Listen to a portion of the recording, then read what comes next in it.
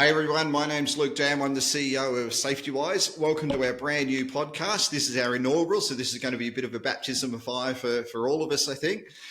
So this is our new podcast, Conversations for Change. So Conversations for Change is really a conversation we have with experienced safety professionals from around the world, and we talk a bit about their life and their journey, how they've got into safety, things they've learnt, things they do differently, and that sort of stuff. So if you're new to safety, looking to get into safety, this is the podcast that you really want to be looking for. Joining me today, I've got Jeremy and Callie Gutteridge. Thank you. Welcome. Thanks for joining me. Just for everyone's benefit, where you calling in from? We're in Western Australia, in Perth. Beautiful. No worries. What's the weather? It's always hot, or it's always warm. Pretty average at the moment, to be honest. We're just waiting for it to heat up. So hang on. What's average? Because it's a bit different to Melbourne. Yeah. So, okay, it's warmer than Melbourne. It's warmer than Melbourne. It's cold. No, it's about 18, 19. Oh no, that sounds good. That sounds really good. I think last time I was in Perth, they were on a record run of heat waves years ago, and it was relentless. It was absolutely brutal at times. Yeah, it was terrible. All right, let's get into it. So I've got a raft of questions we're sort of going to go through and talk about today. And let's see how we go with this. All right, so let's go. What was it that inspired you to get into safety? Jeremy, let's start with you. Yeah, I suppose I was a teenager at the time. On reflection, I had a passion to join the police, and so I put my application in as a cadet when I was 16, 17 years old.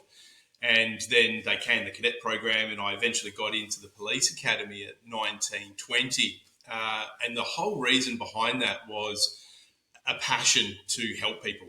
I learned a lot of lessons in the first 10 years of policing in my career, and that's when I transitioned over to safety. But the initial passion was to help people. And that was my underlying reason for getting into policing is essentially public safety. And then obviously I transitioned over into the private sector, and I had to really change a few of my behaviours, I suppose, professional behaviours from policing to the private sector. But that happened fairly quickly. But the underlying foundation for getting into safety, and I've been in safety for the last 28 years now, has been a passion to see people go home at the end of the day. There was a number of occasions where I've had to tell people their son, their daughter, husband, wife wasn't coming home in the police, and I wanted that to stop, really. Foundation of it, and the same for private sector. So a passion to help people, really. Yeah, fair call. I can relate because my background is also emergency services, and that's where I got my passion, and I can 100% relate to what you're saying. I totally get it. There comes a time where you stop wanting to deal with the tail end of or the results and want to go the other way. Absolutely. What about yourself, Callie? Yeah, I'm probably similar to you, Luke. My background was nursing and ended up in the UK doing occupational health, and I was actually working in an investment bank at the time, and saw a lot of big issues that were occurring, predominantly from, unfortunately, work related. And I was at that same point where I was seeing the tail end, where there was a lot of the outcomes, and I really wanted to be at that proactive side. So I was doing a lot of work with the safety team at that time, and I actually really liked to see things being stopped before they occurred.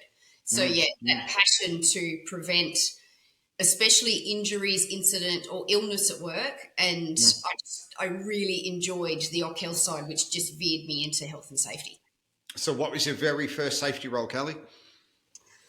My very first safety role, actually official safety role, was a safety advisor on the mine site in a remote area, which was definitely a thrown into the deep end, and I loved it.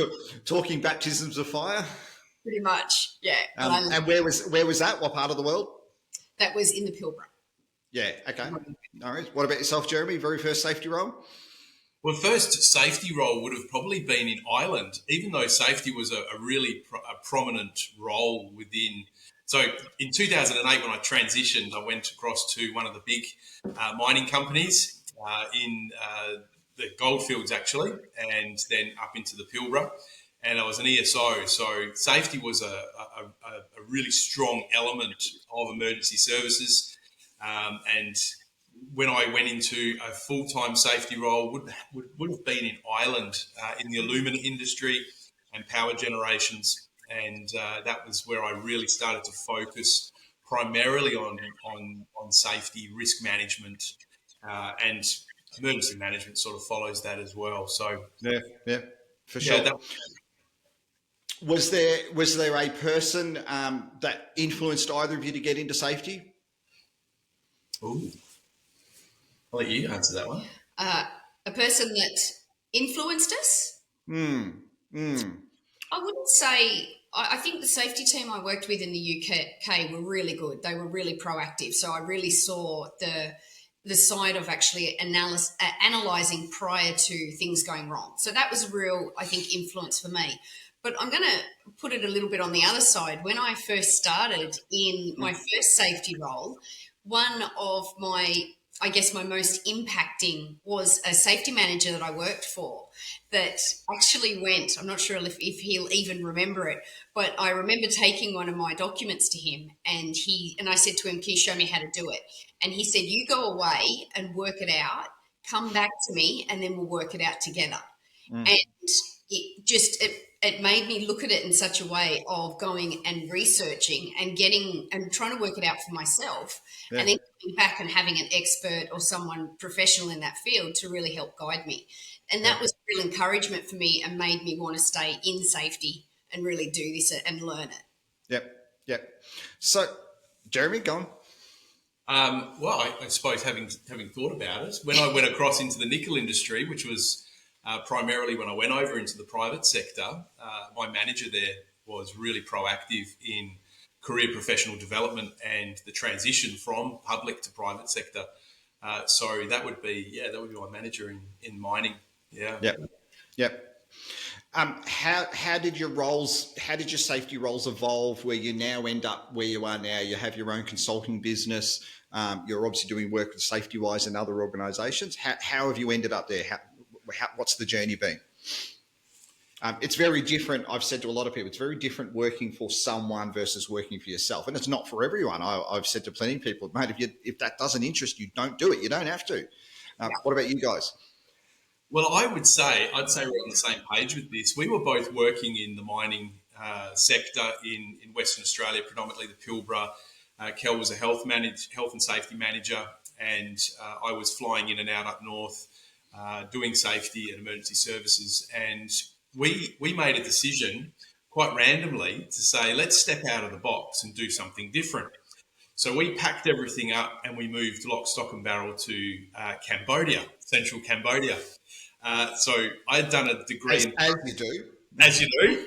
So I'd done a degree in paramedicine, and Kel's a really experienced nurse. So we decided to go over and spend a couple of years over there doing everything from, in the practical sense, clinics. We built a centre where we did training, had a medical centre, and we did emergency management, and we taught safety, basic safety. And from there, Kel and I learned to work together, which doesn't happen often.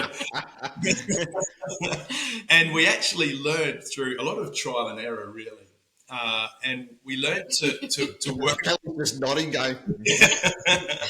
So we learned to work together from there. And from Cambodia, the journey took us after 2 years to Ireland. And then we spent... Again, that's a total quantum shift there from Australia to Cambodia to Ireland.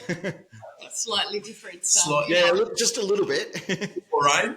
And so we spent 8 years in Ireland, and the first year I was in Holland on a hyperscale project there as a safety supervisor, health and safety supervisor, and we started learning EU, UK, Irish legislation and how it integrates. So harmonisation with safety was a real big part of our experience going across to Ireland. And after about 4 years, we saw a gap in the market and we felt it was the right time to step. 5 years actually, 5 years. And we stepped and we opened up a health and safety and emergency consultancy business, which we have been running now for 5 years nearly. Yeah. So we've moved back to Australia a year ago and we've continued that here. So I suppose in answer to your question, yeah, that's what really got, it was a big shift to Cambodia, something out of the box, which we kind of like doing. We kind of like thinking outside the box and taking those sort of leaps of faith at times. Do you agree? What is it? Seize the day. Yeah, Yeah, pretty much. Pretty much. Yeah, absolutely. Callie, yours any different? Yeah, Similar? yeah, very similar. I think one of the things where we were working in Ireland, we were working for some great companies, but we were seeing that real gap where EU regulations were coming into Ireland, and there was a lot of lack of understanding, and because it was such a change. And I think there was something there that we saw as we would really love to proactively be able to help people and help companies. So it was really beneficial, but it was we really enjoyed seeing companies being able to meet the standards, but to understand the standards. So that was the main thing that we did. We did a lot of work throughout Ireland, and we did love the country, and we loved helping and being able to be there as a support when we were needed. So, out of interest, for those that have considered roles overseas, how does Australian safety and legislation and so forth benchmark against the likes of Europe? I don't know from a health and safety front, but certainly in many aspects, I would have thought Europe is ahead of Australia. Is it? How is it from a safety perspective? Well, it's interesting because Kel and I both, and it's on our CV, so it doesn't matter me mentioning it, but we've both worked for BHP predominantly in the past in mining. And so we had this, and obviously BHP, a big company, and has a lot of processes in place, well established, very progressive. So we had a lot of those processes in place when we were going into other companies, and that translated over into Ireland. So we kind of used that as a benchmark. And so we would obviously find gaps when using that benchmark with other companies. But we came to realise that actually Europe has some pretty good processes in place. The UK is one of the leaders in regards to how they manage, in particular, construction. So construction is, well, we were involved quite heavily in construction throughout Europe, using EU regs, Dutch regulations, UK, Irish, and how they integrated and harmonised with the EU. And they had some really good processes in place. I suppose when it got messy was when I went to one particular data centre project up on the German border there, North Holland, and it was in Holland, so it was Dutch regulations. It was overarching EU. The main contractor was from the UK and the client was American. So you had this sort of blend of all of these different regulations. Some of them are, varied slightly, but it was, you could see some of the challenges with harmonisation there. I'll come back to you in a second, Callie, sorry, but talking that blend with multiple countries and so forth, culture, how was it? How does it fit? What were the issues? Yeah, culture was, I found the safety culture varied. It did vary from the size of the company because, especially in construction, I found that contract considerations would come into play quite a bit when it came to safety. And I give you an example, like I worked for a particular company on one of those large-scale companies sites, and they were saying we need to do this particular work on top of at height.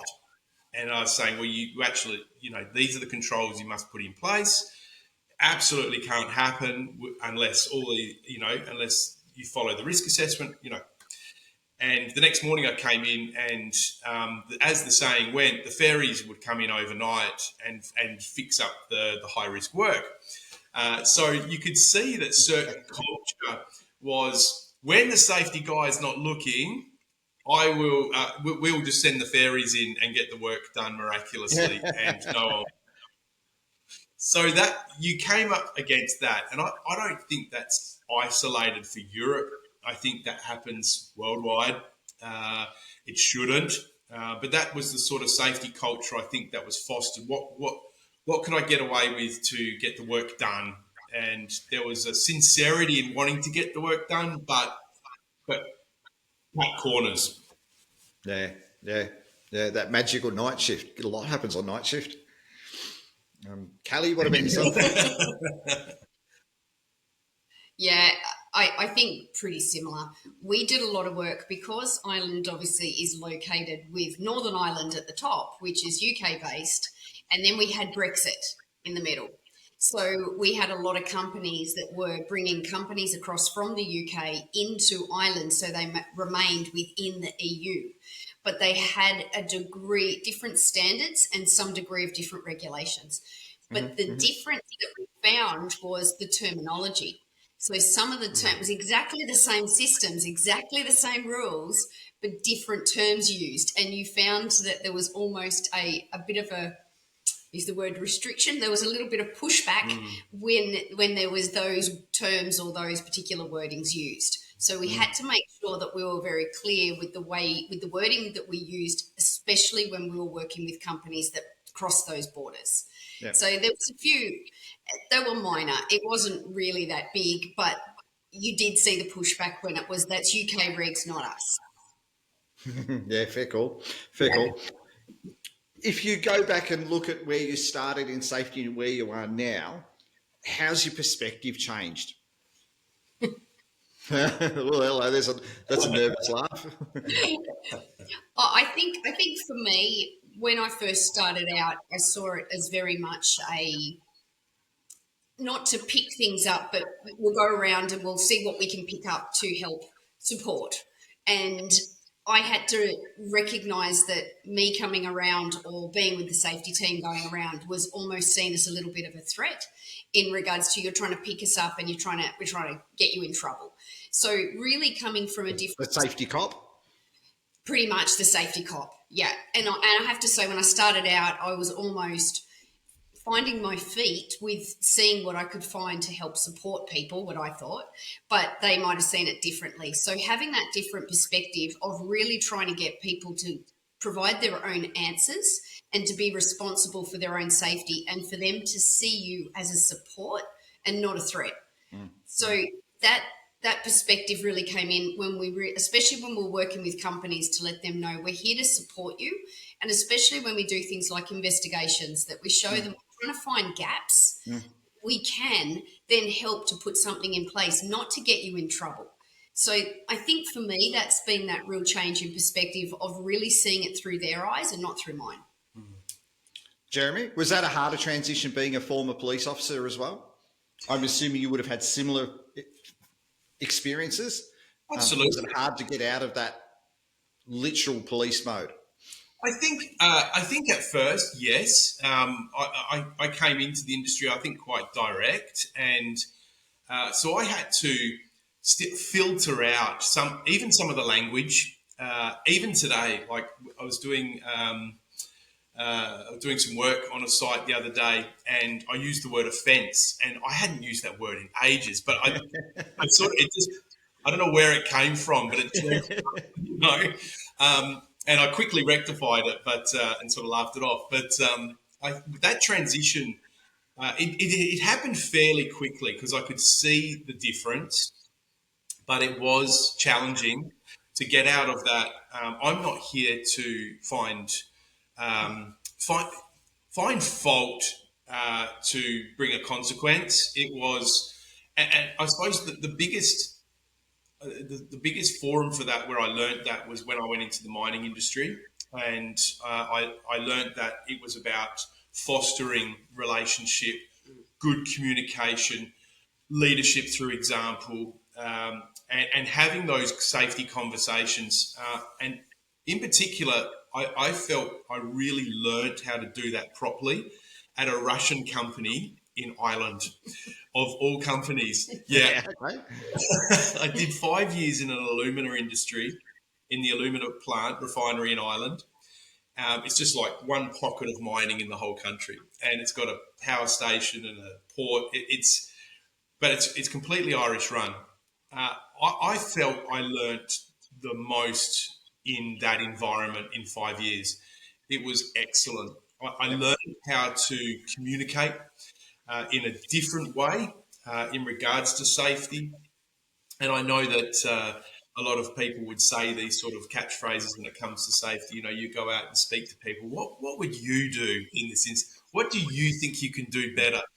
So I understood all those, but putting them into practice, coming alongside, being part of the workforce to reach a goal of not zero harm, but something where you're driving towards being injury free. Because I think that zero harm is quite a dangerous term. But I 100% agree. yeah, so that's where I really I transitioned very quickly across into, it's not a blame game.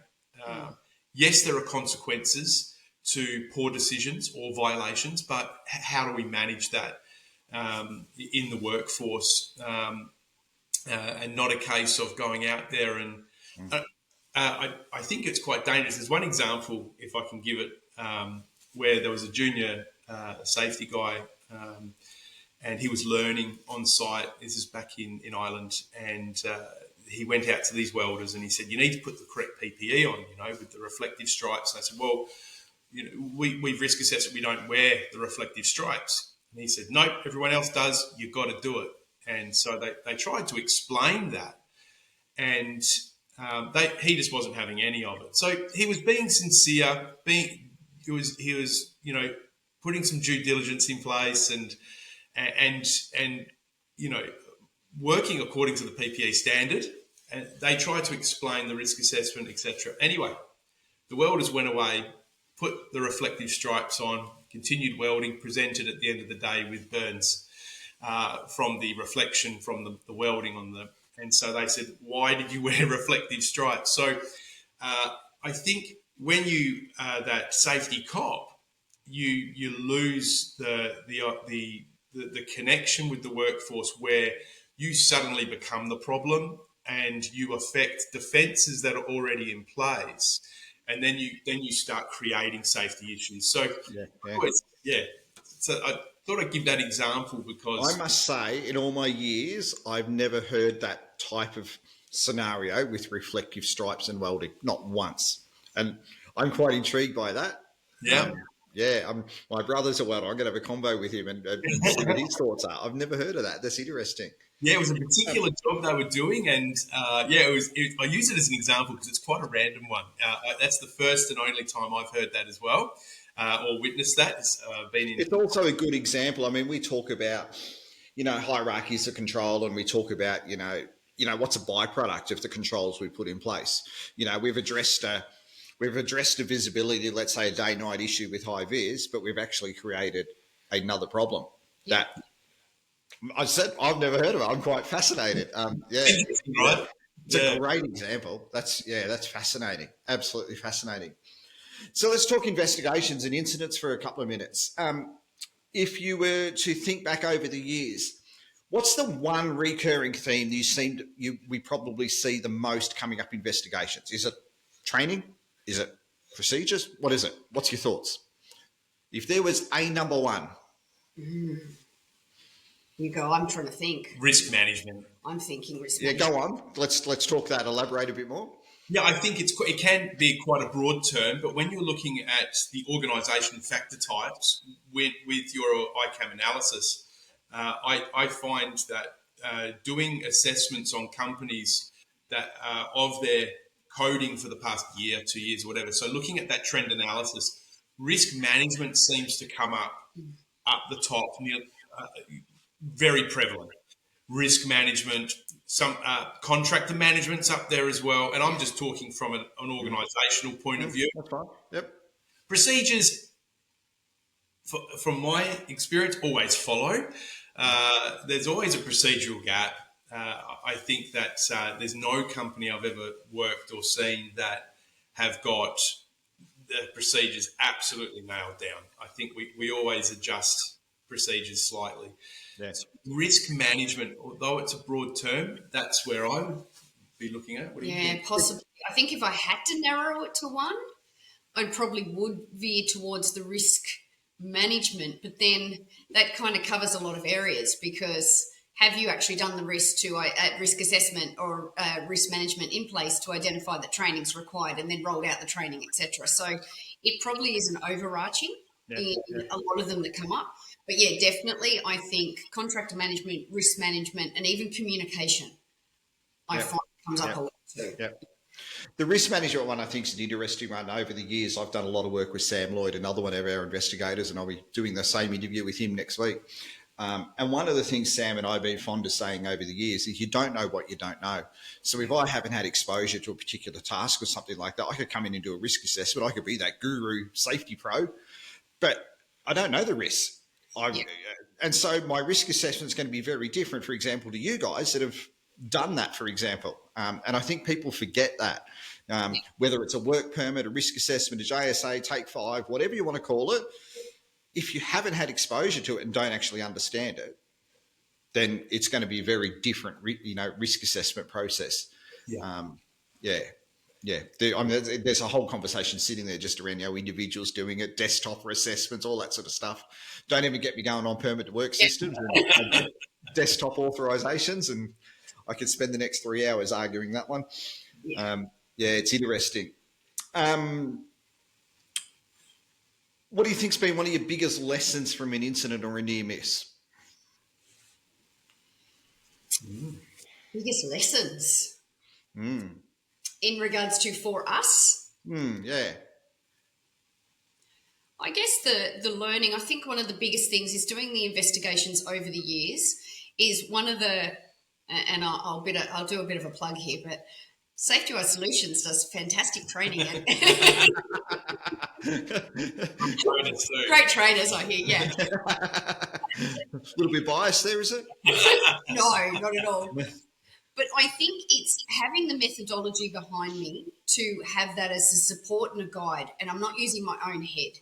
That's the thing that can come in. If I've got any confirmation bias, if I've walked into an incident that I've seen before, my head's going to go straight to, I know the answers. Whereas it could be completely different, and trying to get rid of that, which is through the methodology process, that's been the biggest learning of, to be honest, getting myself out of the way, clearing my head of any confirmation bias, any bias that I might be going in with, and to allow the methodology to guide me, and also have those questions there that I can, if I have a team with me, to ask to actually, so we have an overriding discussion, and that we have all these areas reviewed, not just one area that I'm looking at. That's probably my biggest lesson. Jeremy? Yeah, I was doing a serious accident investigation this year, and one of the contacts on site pulled me aside and asked me a question and just said, do you think this was preventable? And my instant answer was absolutely.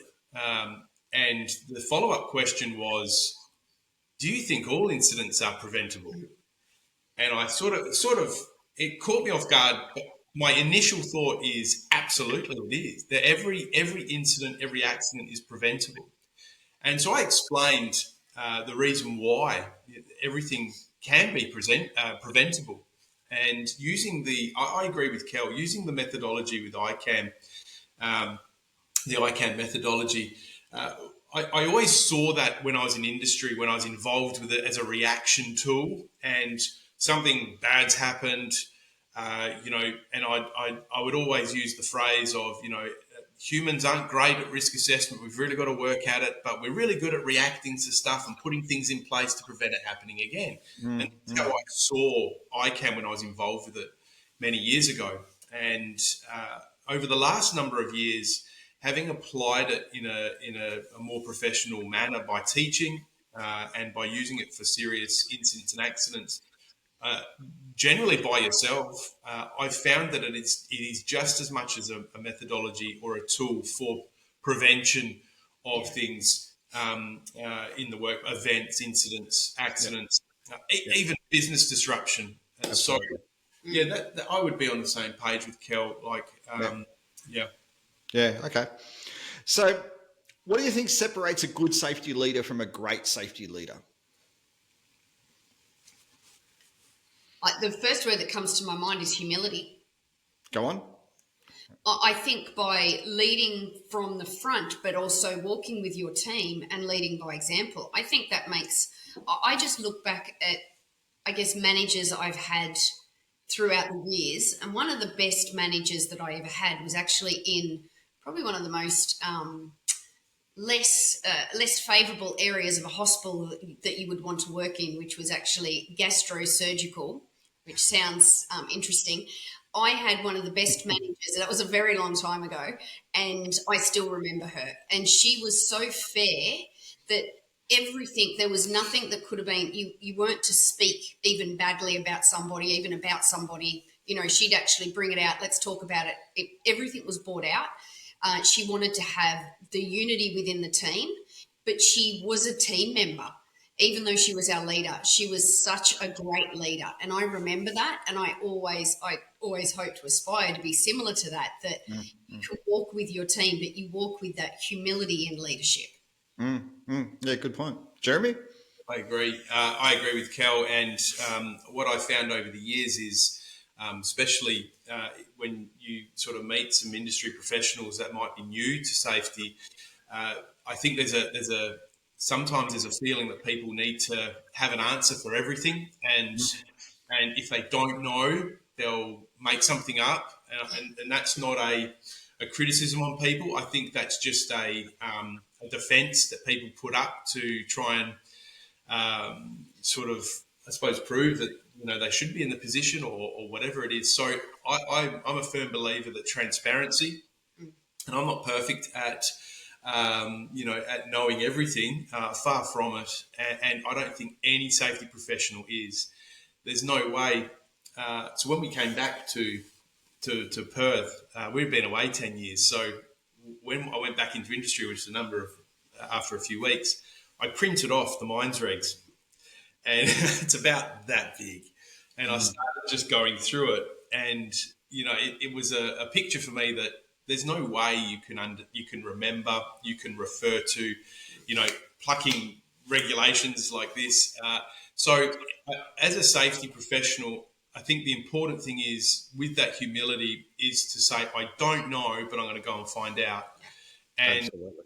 yeah, and coming alongside people, leadership-wise, I think shadow supervision, by leading by example, and doing those little things that people will recognise and pick up, because people watch what you do, especially safety, and leading by example. Yeah.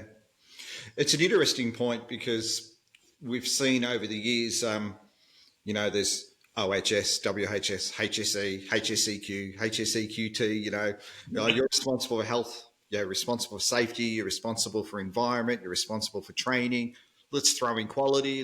Business continuity will give you, COVID will give you COVID as well. Yeah. And what's the new one now? It's psychosocial. And just to be clear and clarify, so no one jumps on me, I'm not saying these things don't belong within the safety department, but there's only so much as a person you can know and be an expert in, isn't there? Yeah. It's fascinating. We're just loading these people up, and each of those are their own specialist. Yeah. What's the word I'm looking for? Category, whatever. I can't think of the right word, but yeah. But we're sort of meant to do that plate spin thing. Let's do a bit of safety. Let's spin this plate. We'll do a bit of quality today. Tomorrow we can do a bit of training. COVID. It's interesting, isn't it? Absolutely. How would you define? We talked a little bit about culture before. So how would you define a strong safety culture? And culture is I'll just go a little bit further. It's almost a buzzword. We're seeing it everywhere. We talk safety culture. What's a strong safety culture? What do you think it is? What defines it? I think responsibility for your area of work. I think taking that responsibility and not putting it to, it's the onus is on somebody else and you've got to look after me. I think it's taking that basic legal requirement of looking after yourself, the workplace, and others around you, and being aware of your safety and actually taking responsibility. I've heard where I've been sitting at airports on fly-out day where people have talked about the things that they're not going to do, that they're supposed to be doing, but we're not doing that because I don't want to do it. And they're talking to each other, surprisingly loudly. But you hear this where you think, why aren't you taking responsibility for your safety and others? Because one of the it was initiative that was on one of the sites that I worked on was your top 5. And it was such a good initiative to just put our hands up when we saw someone doing something wrong. And, it was those top 5 of what's your top 5 in your life that not to do with work, but to, what is it? Is it playing with your kids, going on holidays, etc.? And we would put our hand up and say, when they were doing something that may be a little bit out of scope of, or maybe outside of the risk management, that we would put our hand up and show them and say, what is your top 5? To make them remember this isn't just about following the rules, it's about going home safely. Yeah. Jeremy? Absolutely. And I think communication's key with communicating those things that Kel was talking about. Do you remember when the rules started to come in the mining industry of you weren't allowed to walk and talk or walk and operate a mobile phone? I remember when that came in and everyone just went, the catchphrase came about again, safety's gone mad, it's over the top, etc., etc. Then we realised why that rule had come in and someone had a serious accident whilst on a phone. And so everyone went, oh, okay, fair enough. So I think that communicating the risk management and risk assessment and the outcome and consequences, the likelihood and consequences of doing certain behaviours to prevent accidents and events. I think that communication piece and training feeds into that. So that equips people in the workplace to be able to just stop, dare I say, take 5, take 2, just stop and look at the work area and your own personal safety and those around you. I think that we don't do it. We tend to take on the burdens of the company almost without the company putting burdens on in the first place. Yep. And we drive on. I always say to people, whether you come to work and do safety or you come to work and you don't do safety and you do your job dangerously or you do it in a safe way, you're still getting paid the same at the end of the day. You need to follow the processes and procedures. And it is about, we have a lot of catchphrases like, safety first and all these sort of things. And I think people are bored of them. I think it needs to be shown in the workplace through communication, training, shadowing, good span of control, Yeah, and I think that's coming from the top too. I think a lot of that you can actually see. You can see the output of a safety culture on the ground from what comes from the top as well, I think. Yeah, for sure. Give us some examples where you've faced resistance, where you've been trying to implement change and so forth, and how have you handled it? How have you overcome it? Don't need to disclose company names. Yeah. I'd say we've had, it definitely varies because when you're working, I think it's really different working in the company to having your own consultancy. Yeah. So, and that can, when you're in the company, it can differ. You can get quite a bit of pushback with that in the company. When you're a consultant, you're often paid to come in and do a job. So they're going to be probably more likely to take on. They might not actually implement, but maybe they'll take on your recommendations. So it does depend, I guess, on why you've been brought in to do the work and where you are positioned. Yep. I think in regards to overcoming those challenges within workplaces you're working in, I think it's those relationships that hopefully you're building those relationships and you've got the understanding throughout the company of hopefully a safety culture and implementing safe systems which again, can get pushback within the, especially within layers, within the management, within the business. But I think from a consultancy perspective, you can get some pushback, but again, you might not be there for that long. So you're there to recommend. And one of the things that we really do when we do any consultancy work for health and safety, including investigations, is telling people that if you're writing it down, it now exists. So we get, and we've had it with companies in other locations where they've said, could you come in and do our safety documentation because we're going for contracts? And we say to them, do not have this written down if you're not planning on implementing it. Because if something happens and a regulator comes in and says, you've got all these great safety systems in place, but you're not doing them, it's actually going to be worse for you than not having it at all. So we often say, in regards to going in as consultants, we're going to be doing this work for you, but think about the outcome rather than just having it there as a document. Yep. Jeremy? I suppose from an example, there was one particular company we did some work for, and we were doing some consultancy advising on site, and very quickly we realised, I use the word culture. The culture was toxic, really toxic. And I use that term loosely. It's because it can be personal perspective, very difficult to measure and prove culture unless, you're doing, extensive peer-to-peer reviews and studies, etc. But the culture, the safety culture on site was palpable. It was toxic. It was just people didn't want to be there.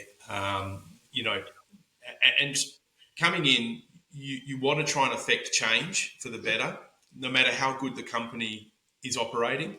But when you don't get the buy-in from the top, and I'm not just talking financially because it has to be reasonable, but when you don't get buy-in, and we didn't on this particular occasion, I obviously won't mention any names, but we got to the point where I basically said, I can't do any work for you. I can't consult anymore for you because what I'm suggesting and recommending and is one, some of the things weren't legal, but the unsafe practices that you aren't willing to affect change in. And as part of my email, I actually wrote, and it was probably some sort of weird self-fulfilling prophecy, but I said, you're on the verge of having a serious accident. And so I said, we're parting ways, and I left. A week later, we had a serious accident. There was a serious accident there. And lo and behold, we got called to come back and investigate it. I think it needs to be driven from the top down. Yeah. Otherwise, it just middle management gets stuck with it, and there's a layer there that is trying to deal with the workforce, and then they're trying to get buy-in from the top, and it's a toxic mess. So let's explore that a little bit further. Let's talk ethics in safety. Where does ethics fit in? Where do you stand? I mean, you've just said then you've given an example where you drew a line in the sand. How important is that? Whether you're a consultant or an employee, I think it's harder for an employee, but let's talk about from an employee perspective. Where does ethics fit in? What's your message about it? So it's basically, it forms the core of what we do. It really does. And I'm only talking from Kel and I, and I can talk on both of our behalves with this because I know Kel's on the same page. Integrity is massive for us. I think C.S. Lewis said it once, integrity is doing the right thing even when no one is looking. And so that's one of the core foundations for how we approach work and life in a lot of ways. So without that, you can't build trust, you can't drive change, you can't really analyze, assess, control certain things in the environment in a positive manner. So I would say integrity. I'll let you come up with another. Yeah, no, I think it underscores a lot of the things you do. The main thing that we have to do this work is to want to keep people safe. We've both seen and been involved in incidents that people don't go home, or go home in a far worse way than when they came to work. Yeah, So yeah. I think, definitely maintaining that ethical integrity is definitely important to us, and it underpins pretty much everything we do, because we generally have a passion for people in the workplace to be safe.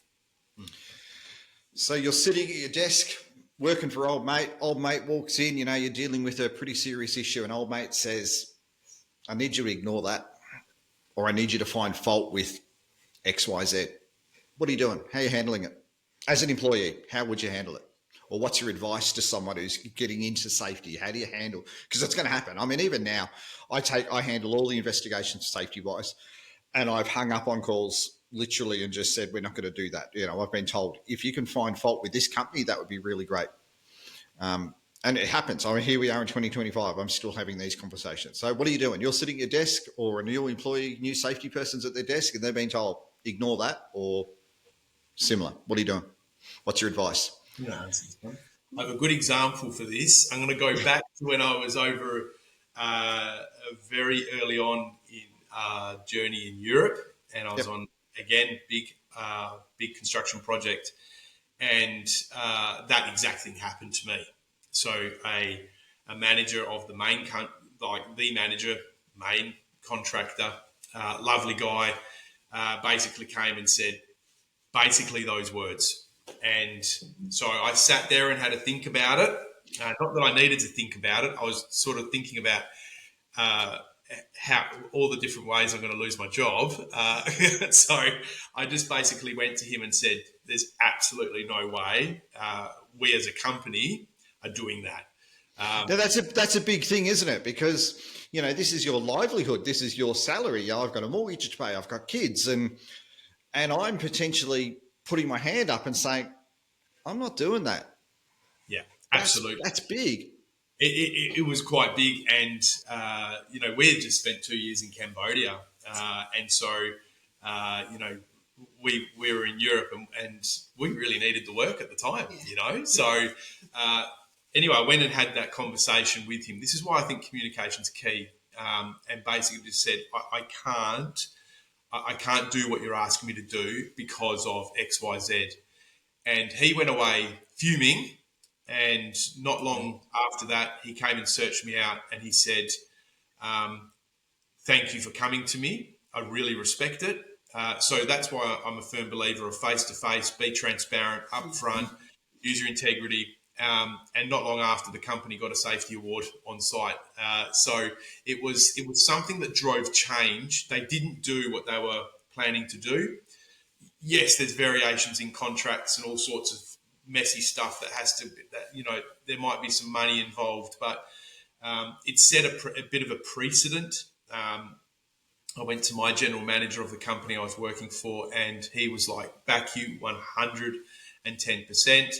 And it had a really positive outcome. Actually, some programs were installed on site on the back of that. And that's not me sort of bigging myself up in any way. That was more, I just inherently couldn't do what I was being asked to do. And if I'm truthful, I was like, I pretty much got to accept that I'm on the next plane out of Schiphol back to Dublin, and that's what I felt. So it worked out really well. Actually, we ended up becoming fairly good colleagues. So we had a good respect and rapport, and I think people generally in the industry do respect that. But money pressures, organisational pressures, perceived time pressures, all these sort of things can cloud people's judgment in that moment. But when you bring them back to I can't do this because, I think generally 99% of people will generally see reason. Yeah. I think there's a big part there, isn't there, just on communication. I mean, you've talked a bit about it already, but, it's how you handle that, how you present it. And, it's fine to do the Chicken Little and run around like a headless chicken, but is that really going to get what you want? Not convinced. There's always going to be exceptions, no doubt. Callie, yours any different? Yeah, no, probably similar. And as you said, you do come across this throughout your career. But I think for me, it's maintaining that integrity for myself as well. But also, as Jez was saying, once you've established that foundation, you actually established a trust foundation with that person as well, to know that what you're telling them is what you're going to do for other people. So you're going to know, they're going to know that they can trust you. So I think that's a really important one. And we had another example where we got called in another company in overseas, where we got called in to do an investigation to find fault with the individual so they could reprimand them and potentially dismiss them.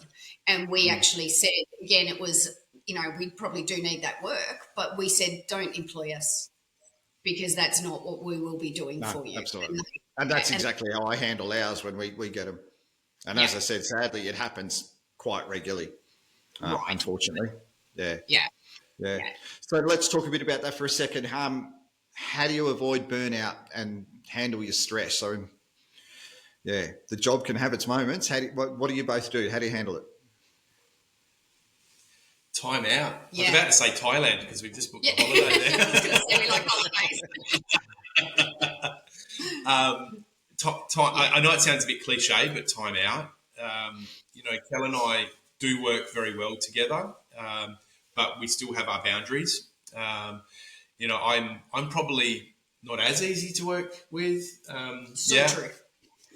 So I can be a bit more direct, a bit more bullish. Especially if I'm, in a particular, like a serious event or an investigation, accident, for example, I can get quite focused on it.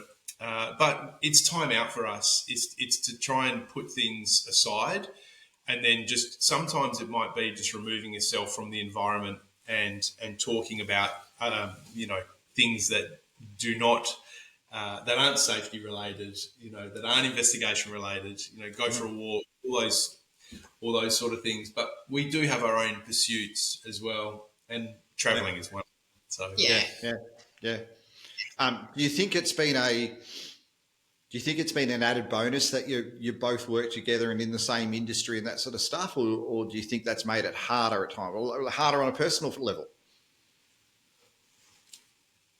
I think it's definitely in the beginning was a change, because I think in the beginning Jez was FIFO, and I was working in a full-time job. So it was very different in the time that you had together, to then going to Cambodia and setting up a community centre, which we were 24/7, and it was a pretty high stress environment. So we learnt very quickly of where our skill sets were and where we should actually tolerance levels our tolerance, and where we should actually balance that. So and then from that, we then obviously went to Ireland and had time where we went back into jobs for a period before we went back into the consultancy. Mm-hmm. But to be honest, we love working together, and we actually work really well together, but we've worked out what our strengths are. So Jez is very much, and weaknesses. Jez is very much sort of hands-on with certain things. So he likes to go out on site to do, if he's going to go out and do maybe an assessment, he'll be the one to put his hand up, because he loves that movement and being out. And I really love the development and the review system analysis. I really like the paperwork side of it as well. So I don't think I could actually do this without him. And I'm going to say same for you. Absolutely likewise. To be honest, I go to Kel with questions constantly, and I'm not going to try and big her up too much here, but without Kel, I would have taken a lot longer to develop in certain areas, I believe, within the industry. And that's because when I come up against a hurdle, Kel's my go-to, and Kel will always come up with normally the right answer. It's pragmatic. It's, I have got that on record. We are recording this, Kelly. Thank you. I'll only say it once. Yeah, that's all right. That's going to be the snippet that we use on social media for the next 10 years. That's it. I completely agree with Kel, and without Kel, to be honest, without Cal, I would be working back for a company, probably FIFO, maybe, doing a super role or something like that, but when we're together, the company or what we do with Safety Wise and with HSES is to we actually have almost a product, and with safety, it's the people, good safety people, and we're working on that. But so good safety people is the product, really. And so, yeah, Kel, without Kel, I wouldn't be doing what I'm doing at the moment, I'd say. Yeah. So we've talked a bit about culture, we've talked about ethics, we've talked about communication. If you had the opportunity to go back to you in your very first safety role, what's the one bit of advice you would give yourself to do differently? Chill out.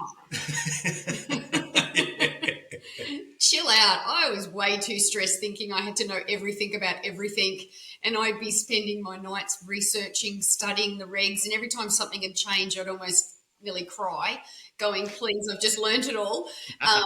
And I think the thing that, especially when we talk to new safety personnel, we say is you don't need to know everything about everything. You just need to know where it is. Yeah. So that's really the main thing. I think I came into it thinking I had to be an expert, and as you said, in every field, especially when you go into a job, when you're overriding health, safety, quality, environment, and you start to think, I've got to know everything. And when I started to relax into, the regulations, the legislation, standards, codes of practice, it's all there. You've just got to know where to go. Yeah. Jeremy? Be a bit more measured. That's what I would change maybe, or do a little bit differently. We actually discussed this question yesterday.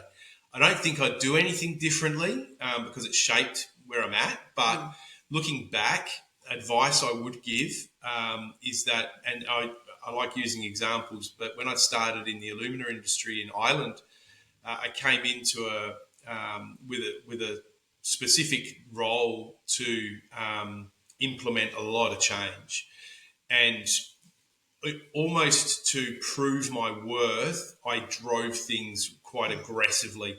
It worked. I got backing from management. The team got on board, but it's not sustainable. It's not sustainable, and even though it was required, drove a lot of change. After 5 years, I was like, I need a break.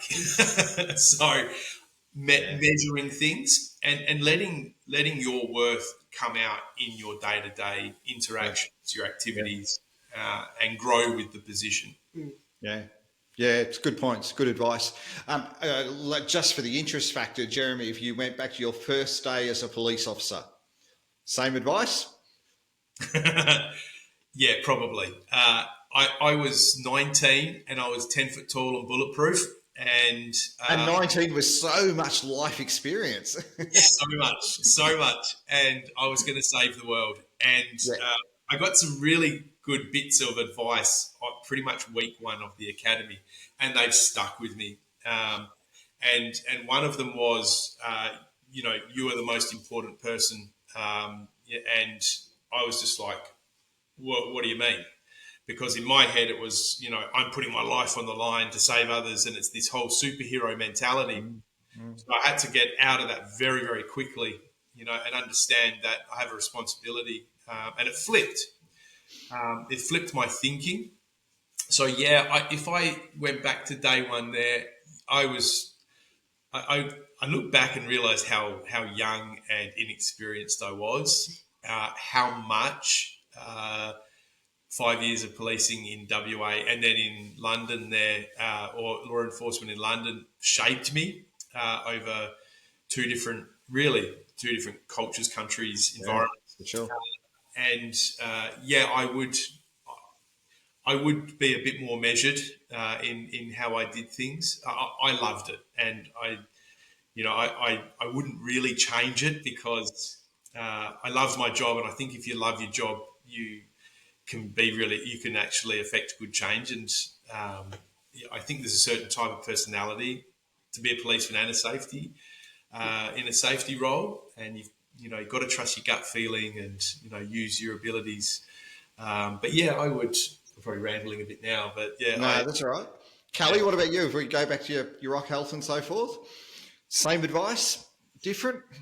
Yeah, I think I started doing nursing when I was like 16. So, and then I went and did my degree. Every time I'd do a qualification, I'd go, I don't want to do this anymore. I want to do something else. So then I'd go back and do something else, and ended up doing occupational health, and I loved it. So that was sort of, I guess, a natural progression. I can't remember. I'm sure at 16 I thought I knew everything about nursing, and I was probably, um, terrible at what I was doing, but I was learning so much. So I think it was a bit of a different progression than going into safety, which was such a heavy industry, which was so different to seeing something like mining, which was I loved it, but that was where I was like, I've got to know everything about everything. So probably in the nursing, I felt it was a real progression into that, and I still love occupational health. I'm still very much involved in that too. So yeah, I feel really comfortable in that. I probably can't remember, but I'm sure I should have had a lot of conversations to my 16-year-old self of Hindsight's wonderful, isn't it? yeah. Um, we've probably talked a little bit about this already. That advice you've just given yourself when you first started, do you think that applies now to someone who's starting in the field as well? Exact same advice? Yeah, I would say I think trying to trying to build the relationships, have the communication, really try and develop a rapport with people that you're working with is really important. But for coming into it, and we do speak to new safety personnel or people that are wanting to get into safety, and you can hear an anxiety in them of how can I do this and how can I know everything. So I think on my part, I think I'd be giving that same advice of just knowing where you go to get the information, learning it, and you're going to become more expert in an area that you're working with. So if you're working in a particular industry, you are going to know a lot more about that. Yep. And that's okay because your skill set is transferable. And again, you'll learn it, but a lot of safety has the basic foundation of not getting people hurt, making sure you're risk assessing and managing the work, and making sure that people are aware and implementing what they're doing in the work that they're doing so Yep. that they can protect themselves and others around. So Yep. I think it would be the same kind of advice that I would look back on to give myself. And I was really blessed. I had some great personnel safety people around me when I first went into safety that supported me so much. And I will always be grateful for that. I had such a good team. So yeah, they really helped too. And also I'm pretty sure there was times that they called out, Kelly, chill out, which I'm sure I needed regularly. I think everyone needs a mentor in Yeah. every role. I mean, I still have people that I still call on, still. Yeah. And it's been interesting over the years. One of those was actually a former manager. You talk about having good relationships with former managers. I left because I couldn't go any further. And he'd actually flagged it with me and said, you have gone as far as you can. He said, I'm not leaving. So, and it wasn't a criticism or anything. But I took him on as a bit of a mentor in my next management job, and it was my first time managing people and so forth. And I'd ring him quite regularly. How do you handle this? What do you do with this? And I think it's so important. Even now, as a CEO and business owner, I still have there's probably 2 or 3 people that I still bounce stuff off in different things. Yeah, I think it's so important to have that mentor. definitely. Jeremy, Yeah. yours any different? Or you think it's still the same to new people? What you experienced? Yeah, absolutely. Just listening to the conversation, Kel talking about new safety professionals coming into the industry. I found very early on in my career that, and I was advised to do this, and I had to learn it. Getting advice is one thing, and then learning it's another. Was to take the good points from people and filter out the bad things, and develop your own professional or develop yourself personally and professionally. And so I do that quite often in the sense that I do have go-to people, but I've come to understand. I came to understand very early on. None of us we're all infallible. as in, we all make mistakes, and we will all, give advice, and it's about how you filter that out to develop personally and professionally. So, I think that's important when you come into a role is to sit back. And we teach it in ICANN. There's a difference between hearing and listening. So listen to what's going on, process it, take the good points, filter out the bad ones or the bad advice, and cling to people that have common sense and experience. Yeah, I really do feel that common sense is one of those things that I've got to pick up on that, but in a lot of areas, Yeah. Yep. Um, top three skills or qualities for people you think in safety roles now today. What do they need? Top three. The first one that comes to my mind is definitely communication skills. I think that's one of the biggest ones. The way you talk to people and the way you present it is going to pretty much direct your path in your career and also your relationships. So I think that's one of the ones. 100% agree. Jeremy, do you agree? Yeah, my top three would be communication, leadership, and I don't know if it's a skill, but integrity. Yes. And I know we've spoken about that. I think that, safety professionals at any level need to have a degree of leadership that's driven through good communication. We're talking two-way communication, where you do a lot of listening and then a lot of shadowing, or you do a lot of example. And I think that's the only way really that you can build trust with workforce, because you're generally seen as, I don't think we'll ever get away from that, because there are people in the industry that we call safety cops, and they will go out there and they will fault find and, take the photos and then walk away and put a hazard in or a non-conformance. It's so damaging to the industry, the safety industry. So, yeah. Kelly, what were your other two? Sorry, we jumped. No, I'd probably say integrity came to mind. But again, humility. I think that's that whole thing of going, I don't know. Rather than trying to make it up or look like you know everything, of saying, I don't know, but let's work it out, or I'll find out and come back. Yeah. I think the other one I'd add into the mix for me, I agree with all of those, but the other one I'd probably add in is time management. God, this job can suck the life out of you, can suck the days away from you. And especially when you're doing that plate spin we spoke about. I'm doing a bit of safety today. I'm doing a bit of health today. I'm doing business continuity. Yeah. Damn, that stuff will suck the life out of you. Absolutely. Burn out real. Yeah. Absolutely. And I think what's that? I guess that feeling of always firefighting can be really discouraging. So we talk about spot fires all the time. Always having that support, like you were saying, with someone where you can go to and go, can I just sort of decompress here? Can I talk to you? Because you always can feel like you're putting out fires and not fixing or being proactive. And that can be a little bit disheartening, I think, too. So being aware that can happen in the role.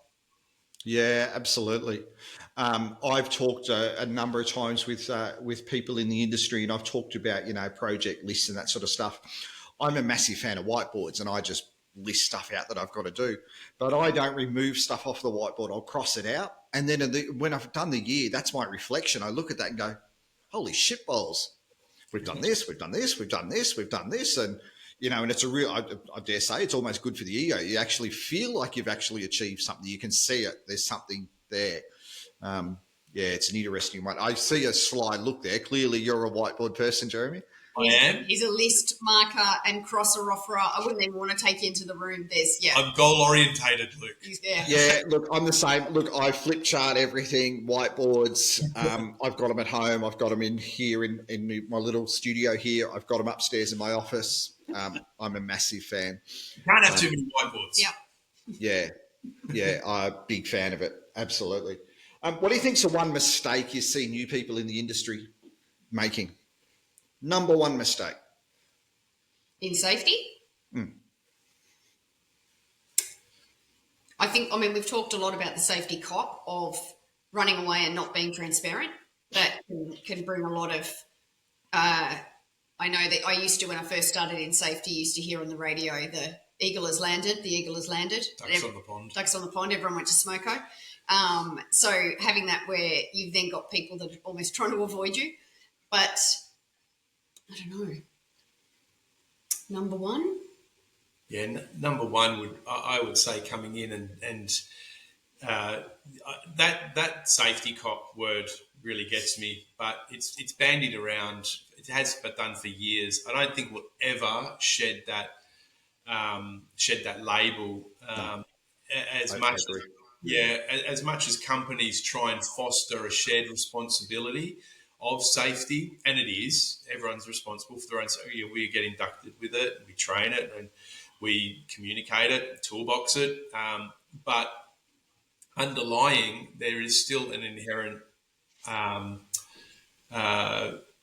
progression of people in the workforce to just point to the safety person and say, you do it.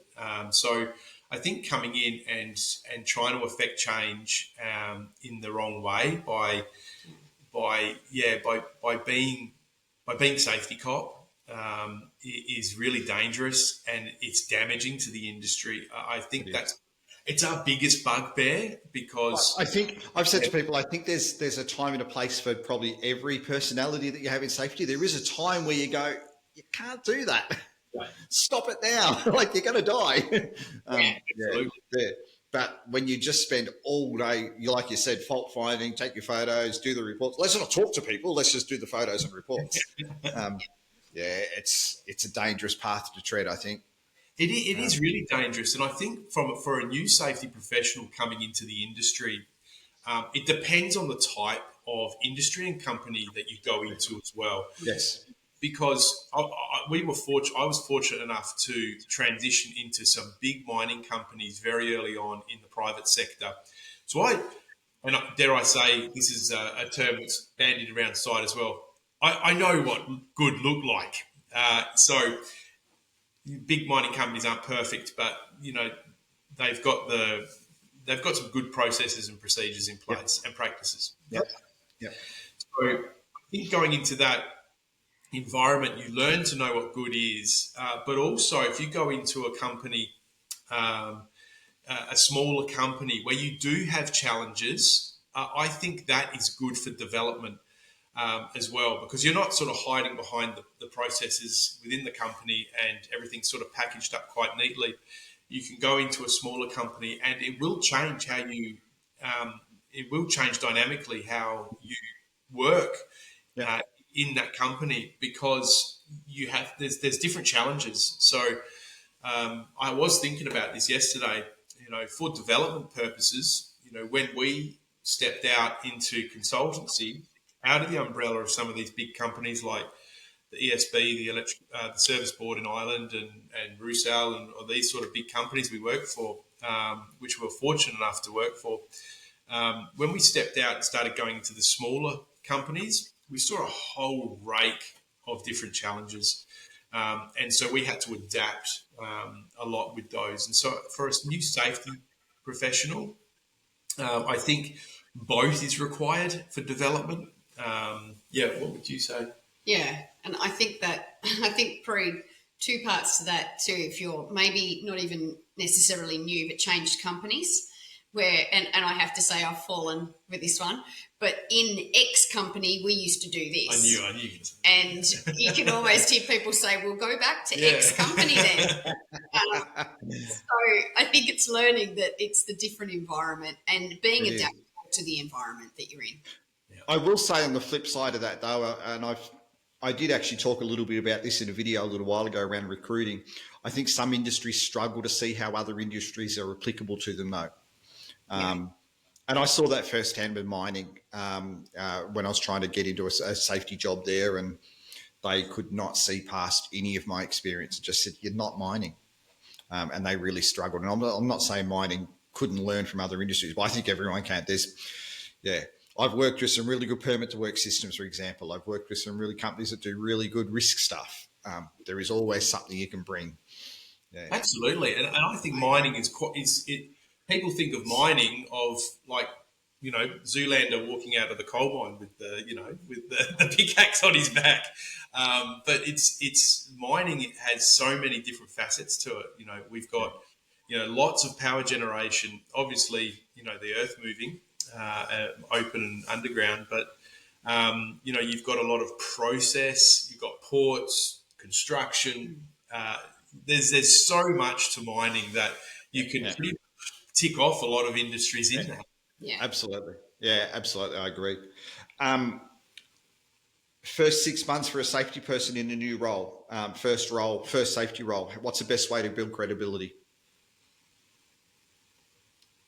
I think walking the ground, being out in the field, sitting behind a desk and telling people what to do because you've learnt it at university and you want to follow this that they've taught you, can sometimes come across not as relational, and it can come across as almost that high tower mentality of you're sitting here telling us what to do, but you don't even know the process. You don't even know the site. So even if you're working in somewhere where there is sites, walking with the people, getting out and doing. I know even with one site that I went and worked in a while ago, where they were doing night shift, and I said, put me on the night shift. Because I can tell you to do all the stuff you're doing on days, but it's a completely different game doing nights. So I said, put me on a swing and I'll walk them with it. And I got to know the guys, I got to know the teams, and I got to see the issues. Like you say, some of the things we'll do them at night. So asking the questions, what were they lacking? What could I do to help in that? So I think more than anything, to learn the environment, learn the job, learn the people, is to be beside them. Yeah. Jeremy? Yeah, for sure. Ask lots of questions. So and warn them that you're going to do it. I've done it. Be a sponge. Yeah, pretty much. Like Yeah. I even as a I suppose an experienced safety person going into a new role, I'd still ask lots of questions. That sounds like the other someone's thing cat. is Sorry. yeah, sorry, we No, it's all right. we're at No, it's all home. good. It just sounded funny in the background. Sorry. No, it's Just not. gonna- Sorry about that. It sounded funny. He's just going to look Yeah, him out.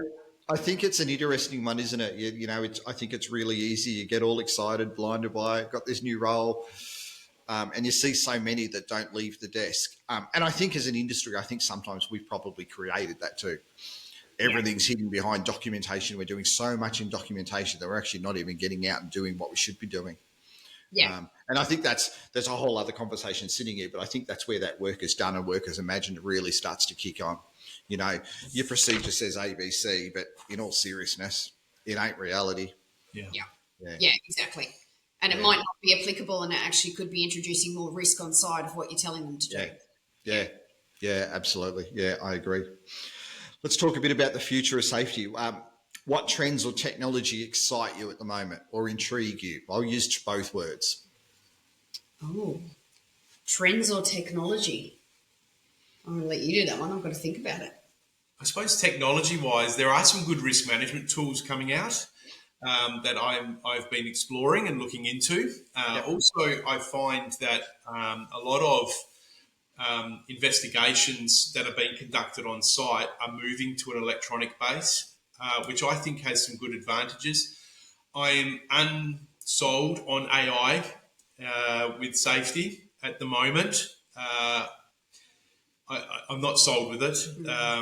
I think that there is pros and cons with AI in the workforce at the moment, but when it comes to safety, I think it can be a bit dangerous. I think people have the tendency to stop thinking. And so that would be a con with AI coming down the track. And I know that there's some good discussions around is AI, and we broach it, and it's broached with us in training when we train ICAM. Is there a place for AI in investigations, for example? And so it is a conversation piece. So I think there are some good... I think it's a conversation we have to have because whether we like it or not, it's here to stay. It's only going to get more powerful, and it's only getting embedded into more workplaces and more roles within a workplace. We can't bury our head in the sand.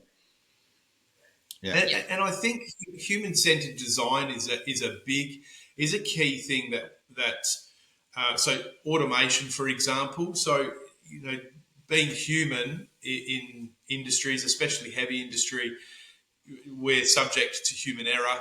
I think human error and human factors, an understanding of that is increasing rapidly. That includes the psychosocial piece. And to put automation in certain areas where we can try and reduce the impact from slips, lapses, and some human errors, I think is a real positive.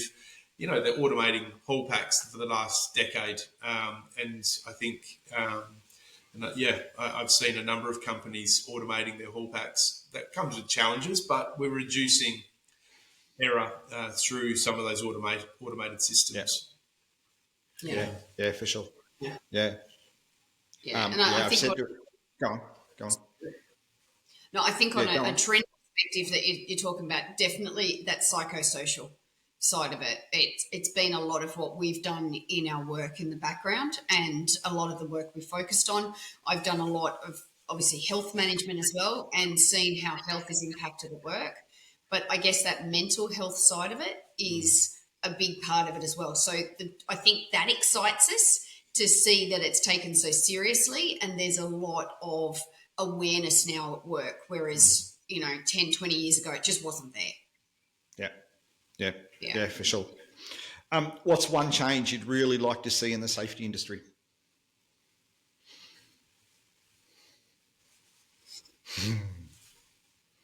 Oh, What do we want? no. Real budgets. When do we want it? Now.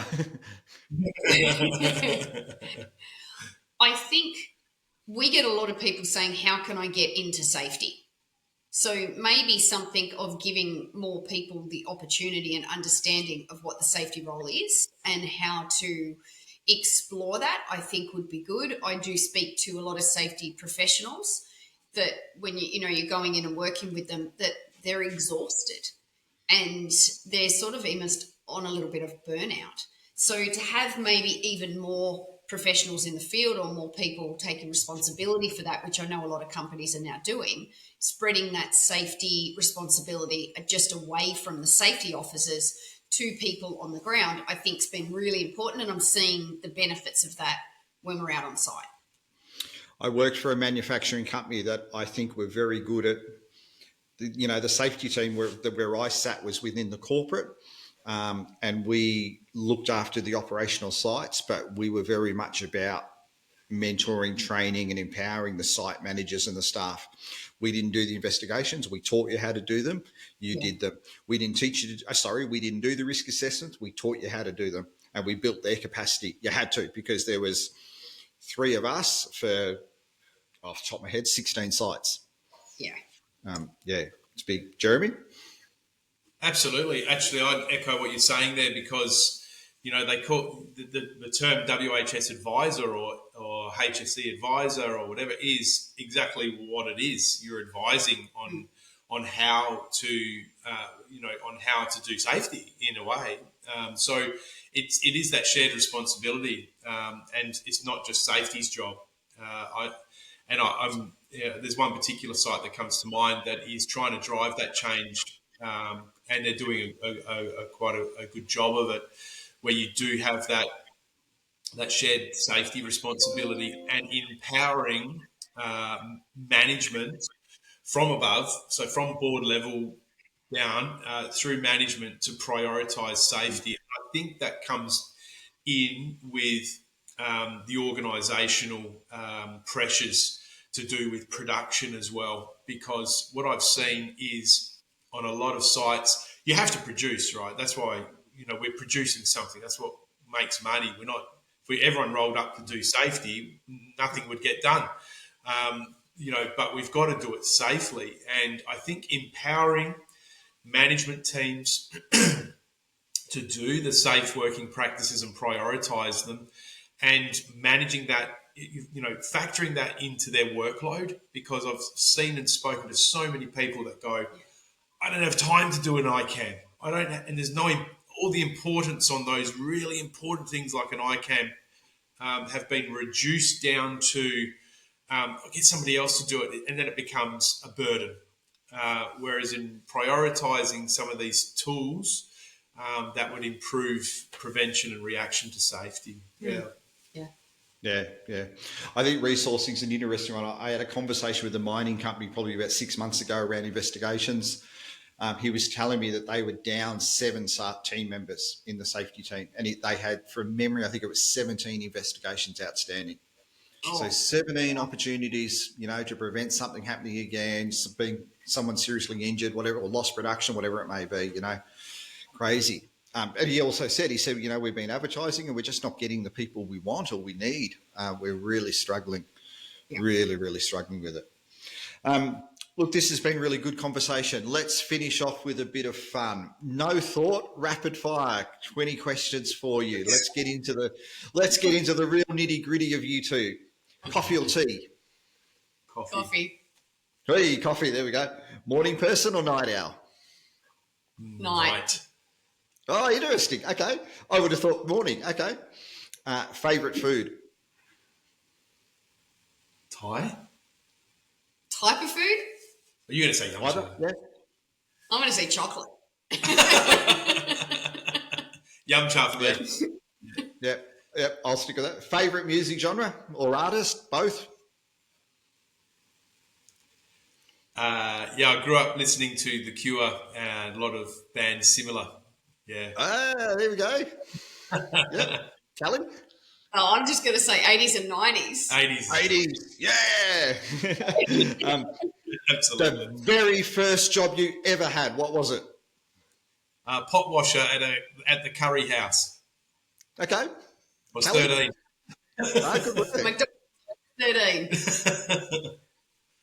13. So what was your job, did you say? McDonald's. Oh, McDonald's. And I reckon if you can make it in McDonald's, you can probably make it pretty much anywhere. Like, what an environment. Oh, McDonald's was really tough to work in. They had some pretty strict standards. They were pretty good. Yeah, absolutely. Favourite holiday destination? And this is going to be interesting given the amount of travel you two have done. Mine was probably Syria. Okay. Before the problems. Yep. I love Syria. Yeah, it was beautiful. Kelly? Asia, really anywhere. Thailand, loved Cambodia. So anywhere Asia. Okay. Dream travel destination. What's on the bucket list for travel? Let's assume no money issues, no time issues, whatever. Where is it? Oh, around the world. If we had no money issues or no time issues, that'd be great. But we are heading to Israel next year. And it's definitely an up there destination, but sort of anywhere through that sort of Middle East region. I'd love to go to the places that you're probably not allowed to go to now, but I think that would be really interesting. Yeah. Israel, Petra, all through there. It's beautiful. It's historical. Iran is up there, funnily enough. We both want to do it, but we're not too fond of, getting detained. Or killed. It's not foreigners there at the moment. What's your nickname? What do your friends call you? What's your nickname? What do your friends and family call you? I don't have one. Growing up, I was called Wally because my name was Wallace growing up, but I don't really have a nickname now. Mine was always Jez. Yeah. No one really called me Jez. It's always Jez, yeah. So what's one thing on your bucket list? So we've talked about the holiday destination. What's an activity that's on your bucket list? I know yours. You always wanted to do Antarctica. Oh, yeah, Antarctica. Oh, so do I. Do that. Yes, I really want to do yeah. And the bucket list for Jeremy is I want him to go skydiving, and he is refusing. So that's my bucket list for him. I'm risk adverse. I'm great with heights, especially if I'm in control, and skydiving's not one of them. If I don't pack that chute and do everything with it, I'm not interested. No, I'm even less interested. Yeah, absolutely. What's your bucket list? Favourite movie or TV show? Oh, I don't think I really have one. Probably The Breakfast Club. I like those sort of movies. 80s. Yep. I like 80s movies. Yeah, 80s movies are probably the best. They're up there. Yeah, 100%. I'm with you.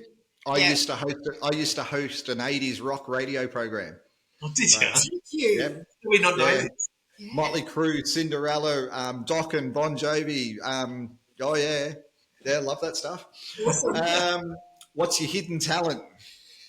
Oh, crumbs. Oh, look out! That was a nervous laugh. Hidden talent. No. I'm going to be boring, so I don't have one. Hidden talent. I'd like to say I can secretly sing, but I definitely can't. I sound like Chris Isaac if you ask me, but I'm pretty sure I don't. I'm the cook in the house, so I like cooking, if that's Okay. a talent. Yeah, Yep. Is he a good yeah. cook? A great cook. I don't mind it. Awesome. Great. Okay. Yeah. What's one thing you can't live without? Him. Oh, look at you two. Favorite book or genre of book? That's a dangerous question, Luke. Well, we both have faith, so it would be the Word. Okay. Yep, Yeah. fair call. That's okay. Yeah. I already know the answer to this one. Cats or dogs? I think we just discovered that one. I think we know it's cats. It was always dogs. It was always dogs. Until we Oh, got, was it? Yeah. Yes, until we got Oh, okay. But now the cat rules the roost. cat given to. Well, we found a cat in Cambodia who decided we were his. New So, owners, so he's followed us around the world. yeah. Oh, wow. Okay. What's your guilty pleasure snack? I'm going chocolate. A particular type? Dark chocolate, and I am definitely not vegan, but my favourite is dark chocolate vegan desserts. Very Okay. very strange, but Very strange. yeah. Yeah, that's different. Jeremy? I'd say pizza. If I'm blowing out, I'll order a pizza. Yeah, and it doesn't happen often because I can't get away with it anymore. But yeah, I'd say that. Whether it's texting, emails, whatever, what's your most used either word, phrase, or emoji? Oh, word, phrase. Or emoji, any one of them. Mine's laughing emojis. I put laughing emojis on all my messages. I think. Yeah. I think I'm probably think I'm funnier than I am. Yeah. Definitely. No, joking. I'd say I'm going to go with laughing emojis as well. But yeah, I've sort of moved away from doing too many thumbs up emojis. I think it's a cop out. Yeah.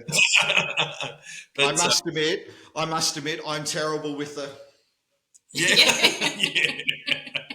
Mate, I think that finds its way into just about everything, mate. This sounds like a you issue, not me. There's one emoji with the mouth that's just straight. Just the no expression. Yep. I use that fairly often. What's one word that describes you? If I was to ask friends and family, what's that one word they would use?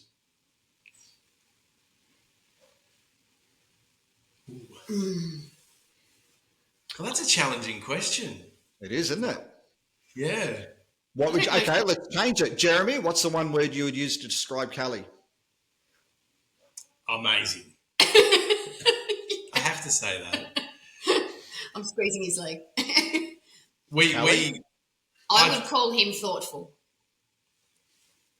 Go on, I'd say- Jeremy. I cut you off. Sorry, you went to say No, something. you're right. I was going to say funny because, like, we constantly we get along so well, and we're just constantly laughing. Like, I don't know a day where we haven't laughed. Really. Yeah.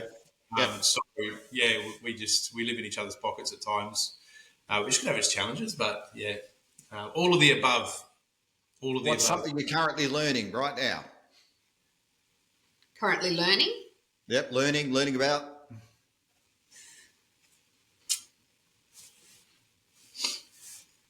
I don't know. So we're currently,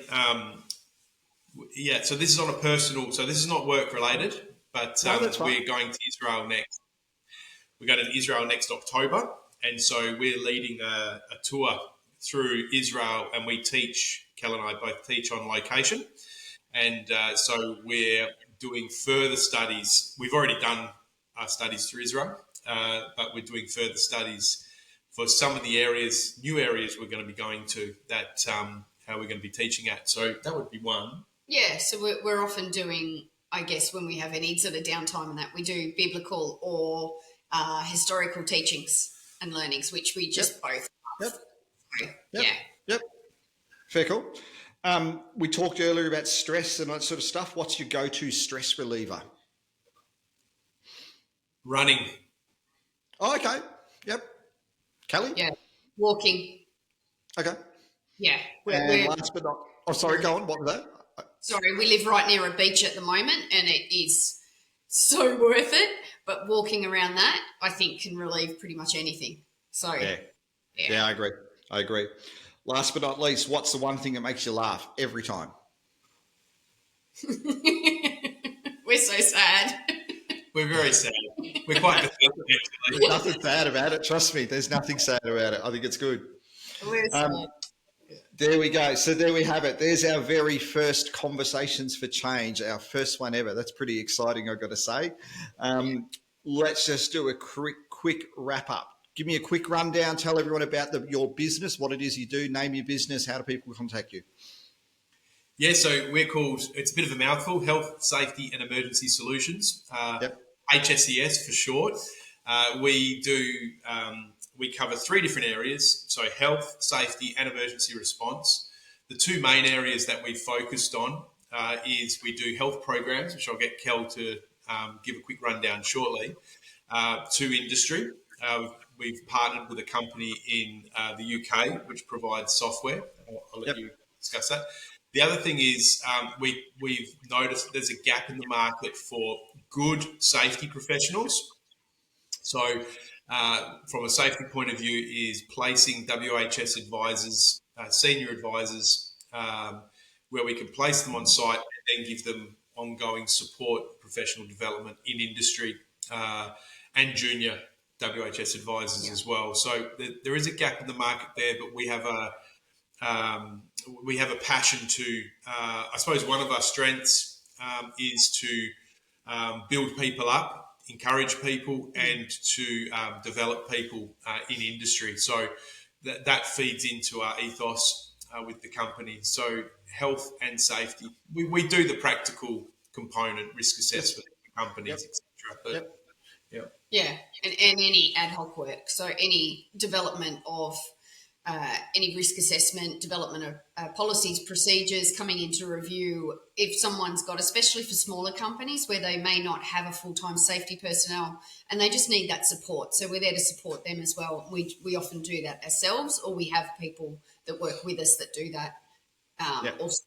And on the health side, we've partnered with a group called Full Health, and I used them when we were in Ireland, and they are fantastic. And they produce it's a software. They produce health reports, and they can give the company health analytical reports from what we've done. So it's a lot of health assessments, and we go on site, or we send nurses on site to actually do that, and then compile a report for the company. That feeds into the social as well. They actually do a psychosocial, sleep, mental health component in there as well, which can actually give a little bit of a guide anonymously to the company as well. So that's the health side that we work on. Awesome. But our main priority within the business is we work for SafetyWise. Good work. Well done. Any final words of wisdom from both of you, just for people entering the profession or looking to enter it? Final words of wisdom for them. Go. Yeah, don't take yourself too seriously in the sense that don't try and be something too soon.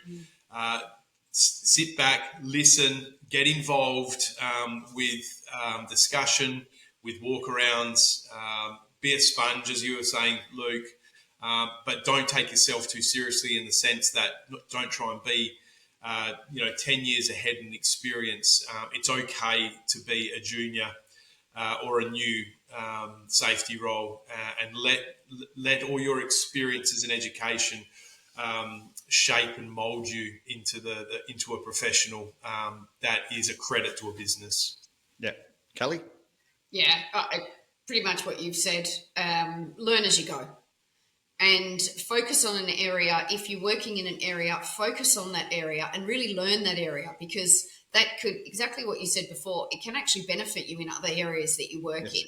Yes. And better yourself as you learn, keep up to date with the, get even down to getting notifications when things change in the regulations or legislation, that you've got that awareness that, but other than that, learn as you go, and definitely don't take yourself too seriously. Find out where information is, and it's okay to focus on one area over another whilst you're learning it. If I could leave with one, leave you with one thought. In emergency response in rope rescue, there was someone that said to me years ago, if you have a bit of doubt, lots of knots, and it sort of stuck with me. And I think in the safety world, lots of questions. Yeah. Lots of questions. Yeah, I agree. Look, thank you, Jeremy. Thank you, Callie. Absolutely appreciate your time today. We've gone a little bit over what I planned, but I think there's been some really good insights. It's been fascinating to hear your journey and hear your life story, and particularly, in the safety field. I'm hoping lots of people that hear this will get a bit out of that and can take something away from it. For our listeners, if you've enjoyed this episode, please hit the subscribe button. Make sure you follow us. Make sure you share it with other safety pros, and keep an eye on our next episode. Thanks for joining us.